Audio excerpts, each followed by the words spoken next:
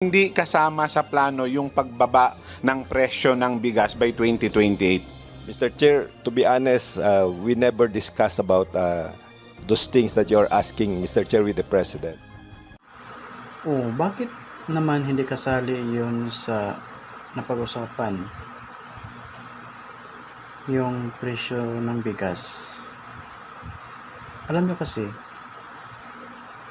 that should be your primary consideration in relation to your plan for the country. Why? Because that promise, no? Diyan po ako na bumuboto sa inyo. So dapat even my family, no, I convinced them to also support you. But how come that promise